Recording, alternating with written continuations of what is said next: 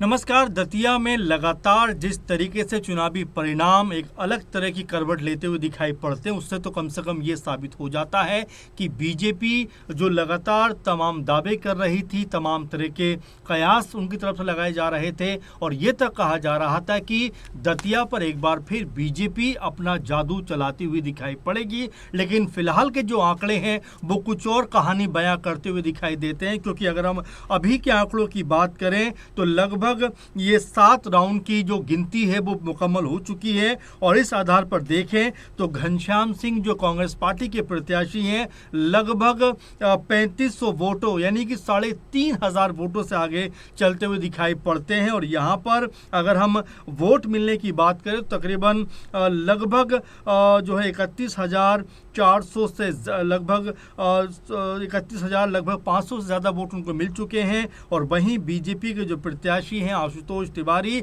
इनके खाते में तकरीबन 28,000 के आसपास वोट हैं और अभी तक लगभग 7 राउंड की जो गिनती है वो मुकम्मल हो चुकी है। अब ऐसे में बड़ा सवाल ये बन जाता है कि जो फैसला बीजेपी की तरफ से किया गया कि भाई नरोत्तम मिश्रा की तरफ अगर ना जाकर अगर आशुतोष तिवारी की तरफ चला जाए तो शायद फायदा मिल सकता है, क्योंकि 2023 में नरोत्तम मिश्रा इसी सीट के ऊपर राजेंद्र भारती चुनाव हार गए थे। ऐसे में बीजेपी ने सोचा कि उनसे अलग हटकर कोई और चेहरा यहां पर आजमाया जाए और फिर इसके बाद इस सीट के ऊपर आशुतोष तिवारी की एंट्री होती है। और जिस तरह से एंट्री हुई उसके बाद में नरोत्तम मिश्रा के तमाम समर्थक भड़कते हुए दिखाई पड़े थे, रोड तक जाम कर दिया था, 10 से 11 घंटे तक हाईवे को जाम रखा और ये कहते हुए नजर आए कि बीजेपी को इसका खामियाजा उठाना पड़ेगा।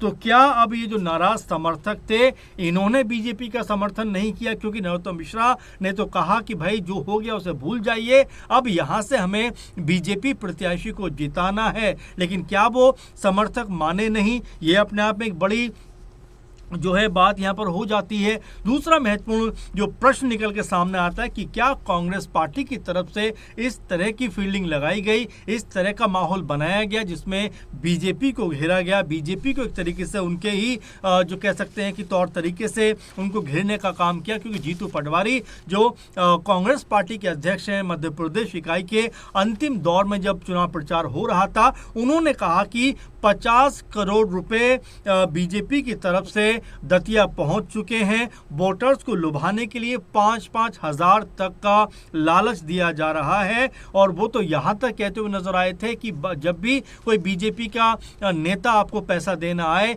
या कोई भी पैसे देने आए तो पैसे ले लीजिए, लेकिन वोट कांग्रेस पार्टी को कीजिए। इस तरह की बात जीतू पटवारी ने कही थी। हालांकि उसके ऊपर बीजेपी ने पलटवार भी किया था। लेकिन अब जिस तरह से हमें देखने को यह भी मिला कि नरोत्तम मिश्रा को लेकर जो माहौल था ग्राउंड पे और लोगों से जो बात हुई तो लोग यही कहते हुए नजर आए थे कि दादा के नहीं होने से यानी नरोत्तम मिश्रा के नहीं होने से चुनाव में वो पहले वाला उत्साह नहीं नजर आ रहा है। इस तरह की बातें लगातार दतिया के ऊपर सुनने को मिल रही थी। हालांकि ये भी गौर करने की बात है कि बीजेपी की तरफ से जो प्रचार प्रसार के लिए तमाम बड़े चेहरों को यहां पर उतारा गया। मध्य प्रदेश के मुख्यमंत्री मोहन यादव लगातार यहां पर चुनाव प्रचार करते हुए दिखाई पड़े। केंद्रीय मंत्री ज्योतिराज सिंधिया यहां पर प्रचार प्रसार करते हुए दिखाई पड़े। कांग्रेस पर जमकर हमला उन्होंने बोला था। शिवराज सिंह चौहान यहां पर नजर आए जो केंद्रीय मंत्री हैं और इससे पहले कई दफा जो है मध्य प्रदेश के मुख्यमंत्री रह चुके हैं। उन्होंने भी बीजेपी के लिए माहौल बनाया, लगातार प्रचार प्रसार किया। इसके अलावा नरोत्तम मिश्रा लगातार यहाँ पर जो है एक तरीके से कहा जा सकता है कि बीजेपी प्रत्याशी का समर्थन करते हुए नजर आए, उनके लिए घूमते हुए दिखाई पड़े। और एक समय ऐसा भी लगा कि जब नरोत्तम मिश्रा का टिकट कटा, जब जो उसके बाद उनके समर्थकों ने जो हंगामा किया और उसके बाद में ज्योतिराज सिंधिया का नाम भी निकल कर सामने आया कि मुख्य चुनाव प्रभारी बीजेपी की तरफ से उनको बनाया जा सकता है। लेकिन उसके बाद में यहाँ पर भारत सिंह कुशवाहा का नाम आ जाता है और ज्योतिराज सिंधिया को यहाँ पर एक तरीके से उनका नाम आगे नहीं किया जाता है। लेकिन अब जिस तरह से दिख रहा है, क्योंकि अगर हम जो जातिगत समीकरण की भी बात करें तो 15% यहाँ पर दलित वोट बैंक नजर आता है।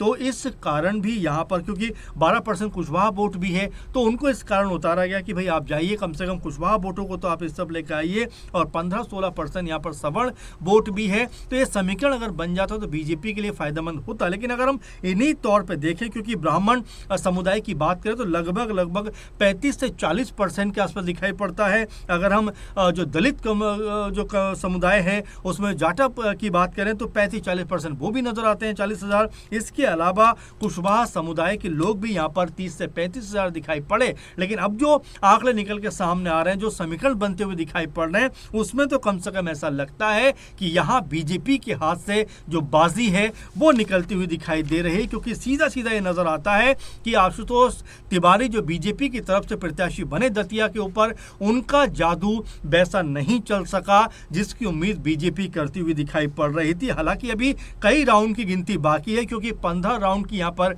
गिनती होनी है और 7 से 8 राउंड की गिनती लगभग पूरी हो चुकी है। लेकिन अगर अभी तक के आंकड़ों पर गौर करें तो नजर आता है कि घनश्याम सिंह यहाँ पर एक मजबूत बढ़त बनाते हुए दिखाई पड़ रहे हैं, जो उनको जीत की तरफ लेकर जाती हुई दिखाई पड़ सकती है। क्योंकि अगर हम घनश्याम सिंह की बात करें तो लगभग उनको तकरीबन 32,000 के आसपास वोट मिल रहे हैं। और वहीं अगर हम आशुतोष तिवारी की बात करें तो उनके खाते में 28,000 के आसपास जो है वोट दिखाई पड़ रहे हैं। यानी कि एक लंबा गैप यहाँ पर अब बनता हुआ दिखाई पड़ता है। क्या ये जो आप जो कह सकते हैं कि जो ये खाई है वोटों की दिखाई पड़ती है, जो एक तरफ घनश्याम सिंह है, दूसरी तरफ जो है आशुतोष तिवारी है, क्या ये और ज़्यादा चौड़ी होती हुई दिखाई पड़ेगी? क्या घनश्याम सिंह के पक्ष में और ज़्यादा माहौल बनता हुआ दिखाई पड़ेगा, या फिर यहाँ पर जो बीजेपी प्रत्याशी हैं आशुतोष तिवारी, वो यहाँ पर बढ़त बनाते हुए दिखाई पड़ सकते हैं? यानी कि एक पलटवार करते हुए नजर आ सकते हैं, एक बार फिर अपना माहौल यहाँ पर बनाते हुए दिखाई पड़ सकते हैं, क्योंकि अभी भी कई राउंड की गिनती होना बाकी है। लेकिन फिलहाल तो जो आंकड़े निकल कर सामने आए हैं वो तो कम से कम ये बता रहे हैं कि बीजेपी का जो मैजिक अब तक रहा है मध्य प्रदेश में 2023 में हमने देखा कि उस वक्त ऐसा लगा था कि बीजेपी सत्ता में नहीं आएगी, लेकिन शिवराज सिंह चौहान जब मुख्यमंत्री थे ताबड़तोड़ रैलियां उन्होंने की, और ये तक कहा जाता है कि उन्हीं की बदौलत, यानी उनकी मेहनत की बदौलत बीजेपी ने मध्य प्रदेश में हारी हुई बाजी को जीता था। हालांकि पीएम मोदी से लेकर गृह मंत्री अमित शाह और तमाम लोगों ने उस समय चुनावी प्रचार किया, लेकिन शिवराज सिंह चौहान को लेकर यह कहा जा रहा था कि जिस तरह की छवि उनकी रही उस आधार पर लोगों ने उनको मत किया, लेकिन चुनाव होने के बाद उनको हटाकर मोहन सिंह यादव को मुख्यमंत्री बना दिया गया। अब ऐसे में इस उपचुनाव में अगर यहाँ जो बाजी है अगर बीजेपी के हाथों से निकलती हुई दिखाई पड़ती है तो क्या ये माना जाए कि सीएम मोहन यादव सरकार से लोग खफा हैं? क्या ये माना जाए कि जीतू पटवारी एक बड़ी भूमिका में अब यहाँ पे दिखाई पड़ रहे हैं? क्या वो कांग्रेस के लिए मध्य प्रदेश में एक बड़ा माहौल बनाते हुए दिखाई पड़ रहे हैं? ये तमाम सारे सवाल हैं जो इस परिणाम के आने के बाद उठते हुए दिखाई पड़ेंगे, क्योंकि यहाँ से नरोत्तम मिश्रा का करियर अब किस तरह आगे जाएगा, आशुतोष तिवारी अगर चुनाव हार जाते हैं तो उनका क्या होगा, और अगर यहां से घनश्याम सिंह कांग्रेस पार्टी की तरफ से चुनाव जीतते हैं तो क्या जीतू पटवारी का जो कद है वो और ज़्यादा कांग्रेस पार्टी में मजबूत होता हुआ दिखाई पड़ेगा? क्योंकि ये भी कहा गया कि जिस तरीके से मीनाक्षी नटराजन का पर्चा खारिज किया गया था उसके बाद कांग्रेस आला कमान जीतू पटवारी से बहुत खुश नहीं था, लेकिन इस चुनाव में अगर कांग्रेस पार्टी जीतती है तो कहीं ना कहीं ये मानकर चला जा सकता है कि जीतू पटवारी का जो कद है वो यहाँ पर मजबूत होता हुआ दिखाई पड़ेगा। अब तमाम तरह के कयास हैं, हालांकि इसको हम फाइनल रिजल्ट नहीं मान सकते, लेकिन ये भी हमें नहीं भूलना चाहिए कि जिस तरीके की बढ़त यहाँ पर घनश्याम सिंह ने